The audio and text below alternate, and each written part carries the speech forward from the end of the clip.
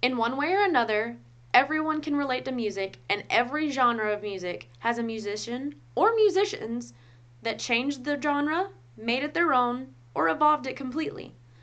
Bebop was a whole new genre of music that began in the mid 20th centuries, and musicians at the time were not used to it. It was completely different than the kind of music they were originally doing.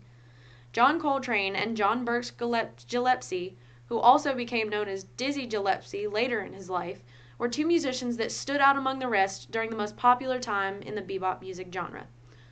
Coltrane and Gillespie introduced new ways to write and perform bebop music and positively influenced other artists to use improvisation and creativity in their music.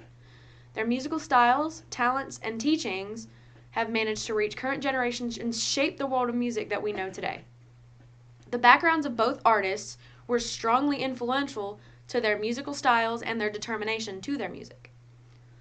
According to the biographical article written by Scott Unal and the official site of Dizzy Gillespie accessed in February of 2017, Dizzy Gillespie was born in Charras, South Carolina, and was the youngest of his 9 siblings. He was a self-taught musician who began learning piano at the age of 4 and began playing the trumpet at the age of 12. Gillespie won a scholarship to an agricultural school in North Carolina for his trumpet playing, stayed for a little while, and then left because he wanted to pursue his musical career. Mario Bazza, who later became known as Gillespie's musical father and primary influence for his musical career, met Gillespie in the 1930s.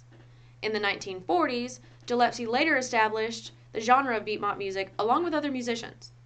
Soon after the bebop establishment, Gillespie went on to start a big band known as the Modern Jazz Quartet, where he met a young John Coltrane.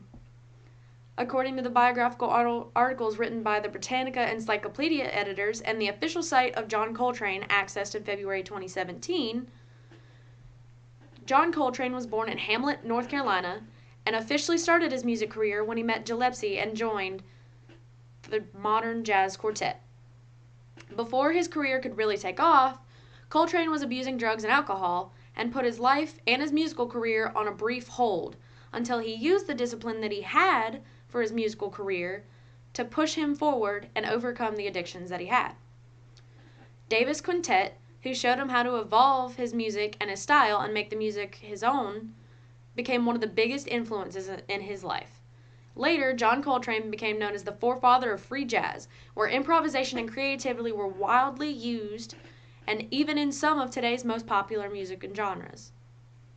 Not only did Dizzy Gillespie and John Coltrane show their importance to music and the bebop genre, but they also proved to be pretty dedicated artists and showed other musicians that obstacles and challenges are not impossible to overcome if you are dedicated and have something that pushes you forward. And if you make it your own style, then that makes it even better.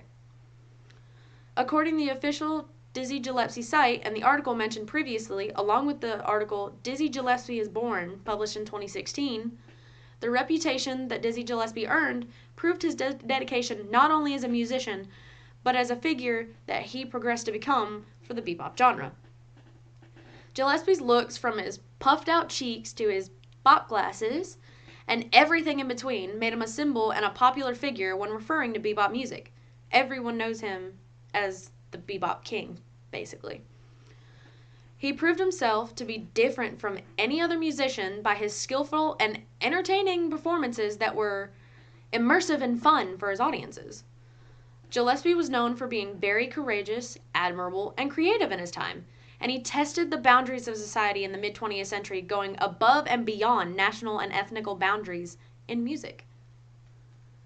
According to the article entitled John Coltrane, written in 2008, Coltrane reconstructed the style of bebop performing and writing. Coltrane is a notably creative musician, as I mentioned before, and he introduced improvisation to the bebop genre as a new concept. John Coltrane is historically known for creating some of the most innovative and expressive bebop music. Together, these two important musicians affected and changed the entire genre of bebop, making it new and fun for upcoming artists to make their own and upcoming genres and integrate their music styles. According to the official site of Dizzy Gillespie mentioned earlier, Gillespie toured parts of the world like Africa, Latin America, and the Middle East to obtain fresh ideas for his music. He returned to the States with new ideas and the creation of Cubop, the fusion of Afro-American jazz and Afro-Cuban rhythms. But he also returned with new musicians that would eventually become world-renowned. Of those musicians, some of his greatest were the Afro-Cuban percussionist Chano Pozo, a Cuban trumpeter, composer, and musician by the name of Arturo Sandoval, and a master composer and pianist named Danilo Perez from Panama. Gillespie kept the tradition of American jazz alive in the bebop generation and showed that jazz music is the ability to overcome national and ethnic boundaries. He showed that in any genre of music, and especially jazz, nationality and ethnicity don't matter. One of Gillespie's final contributions to bebop and the music of bebop is his dedication to writing down and teaching his musical innovations in order to keep bebop from dying down from generation to generation. According to the encyclopedia article, an article written about John Coltrane mentioned previously, Coltrane was the first to introduce musical works expanded into free, collective improvisation based on a prearranged scale. Changes to the bebop genre brought about by Coltrane includes the use of improvisation to make a single song different for every musician they wanted to play. It's basically the whole improvisation thing. You can turn any song into whatever it is that you want. Coltrane is known for taking traditions and turning it into new innovations of music. He believed in positive change in the world, and he used his music and instruments to create positive thought patterns in the minds of people who listen to music. In a world in need of positivity, both John Coltrane and Dizzy Gillespie showed the world that not only bebop, but music as a whole is an inspirational outlook, and when looking for positivity in life. They were both able to successfully change the bebop genre and show other musicians that it is possible to bring out creativity through discipline and dedication. In conclusion, Coltrane and Gillespie created great music and helped others make music their own, which is something that more artists need to do in the 21st century.